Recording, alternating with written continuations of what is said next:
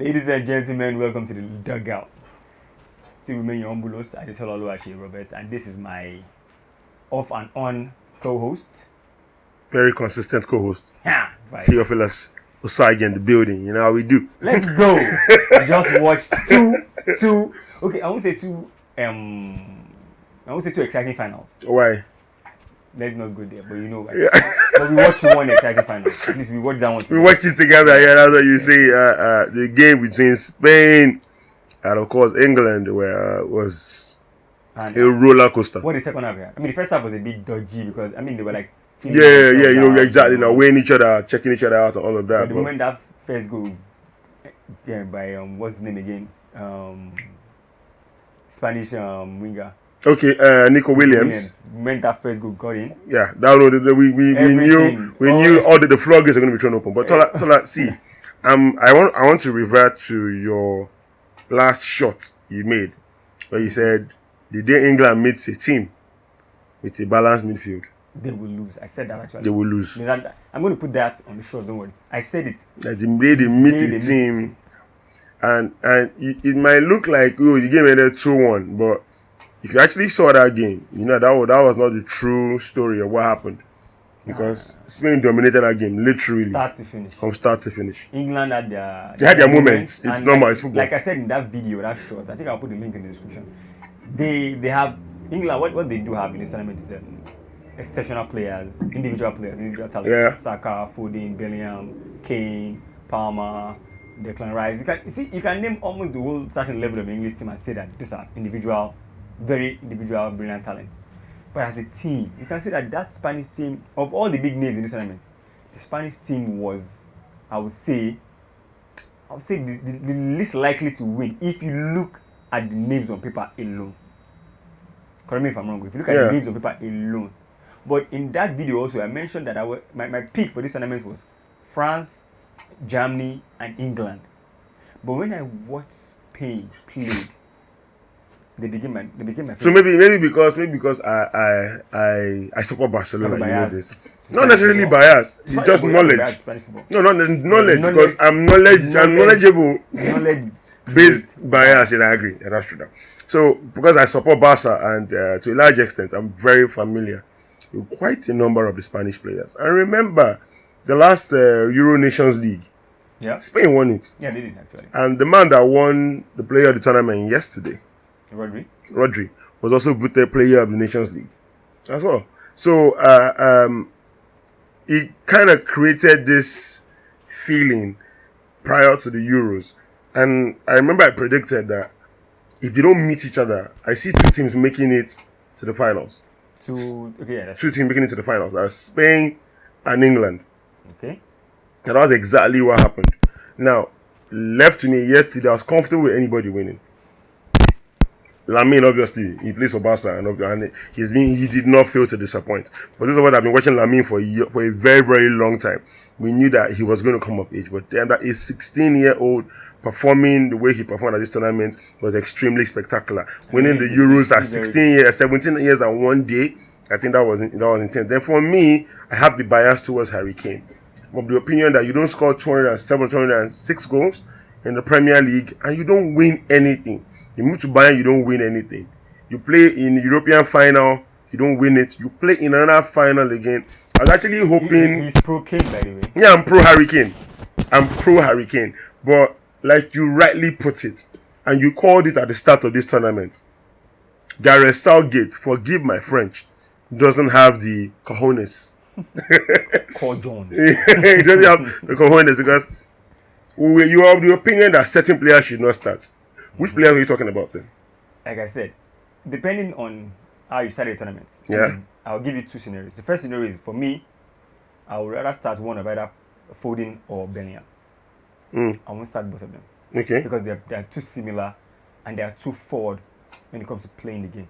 You need someone that will play right in front of Declan Rice. There was no connection. Oh, excuse me. There was no connection between the defensive midfield and the attack. There was too much gap. At the point yesterday, John Stones literally took the game to Spain. Yes, that particular drive that he did. The drive was intense. From the edge of his own box and all the way to the edge of the Spanish box. But the only thing I was liking was that final through pass to either a winger or a striker and everything. So, like you see, you expect such runs from the midfielders, the creative midfielders, sometimes the defensive midfielders. But Spain didn't have on the pitch. You can argue Madison on the bench, but on the pitch. England, you mean? Didn't have? Sorry, England, thank you. Yeah. England did not have a creative midfielder on the pitch throughout the duration of that game. And it cost them. Cost them in the sense that whenever Declan Rice, whichever the player has got the ball from the middle, they were overwhelmed in the middle by Spanish players. Yes. And again, you said it. Saka was too busy doubling back for Kyle Walker. Kyle Walker, yeah. So whenever they got the ball, Saka was too deep, so there was no outlet. The only outlet that could have been there was Bellingham and Harry Kane. But the two of them were almost, for me, they were almost in each other's spaces. Yeah. I mean, there was a time that Bellingham was playing like a striker. All these long balls that were going up, Bellingham was one competing for those long balls. Sometimes I think the fact that Bellingham was in that team sort of dulled Harry Kane. Sort of made him like, okay, ineffective at most, yes. Oh, Bellingham is in the box. So what do I do? Now I have to come deep. But now I'm deep, I'm the striker. No target man. So sometimes you think that maybe Harry Kane was just going through emotions. It was airplane moding. Yeah, exactly. I think that's the word. Airplane moding the game. So that was why when it was removed, it was no surprise to anybody because it wasn't really affecting the game when he was on the pitch anyway. And you could see when Palmer was ejected into the game, you could see the difference. And the fact that I don't know why Spain had 2-3 players always covering Saka every time he was in the wing. I mean, it wasn't there for much because it was helping Walker, but every time he was there, he had 2-3 players who all and around him, and that was what opened up the goal for the equalizer from Cole Palmer, because 4 players were on Saka, and another 2 was on Jude Bellingham. So when the ball went to Palmer, he had acres of space, like they used to say, he had acres of space to put the ball in the back of the net, which he did. I mean, he was fortunate to have a slight deflection of, I think it was Rodri's heel, Achilles heel, I'll say. Yeah. And the ball went past the goalkeeper.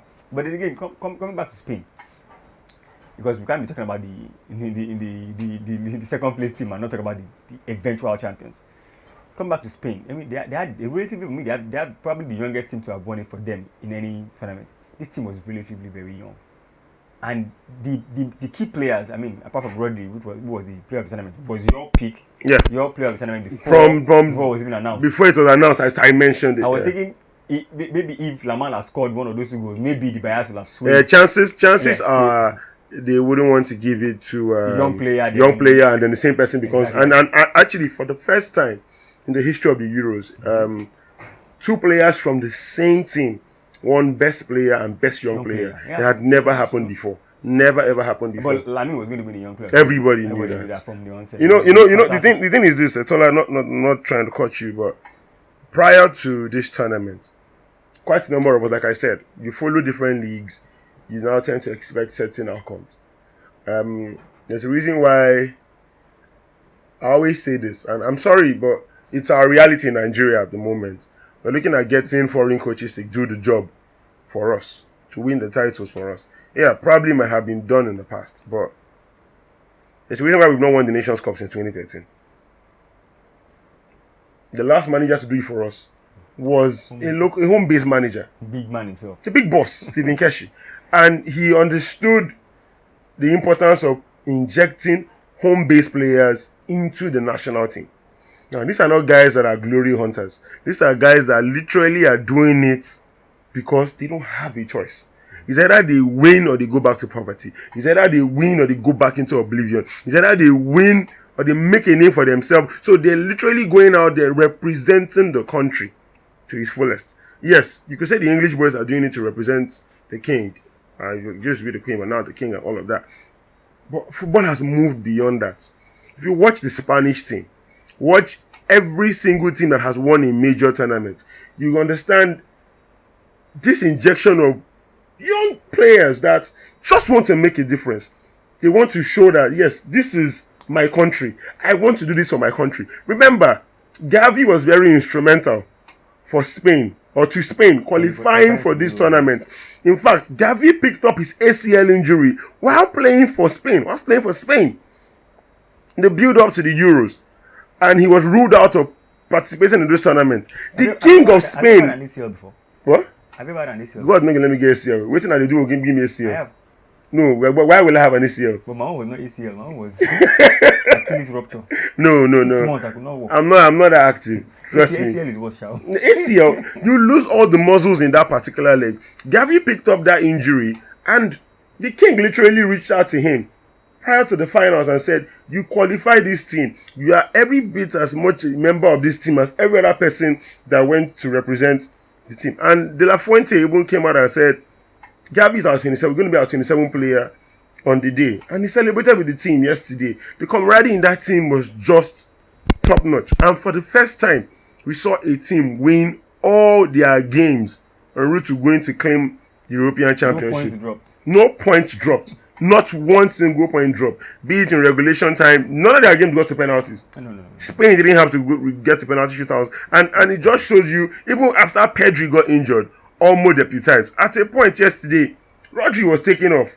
And people began to wonder, like, okay, I knew he was the best player on the pitch.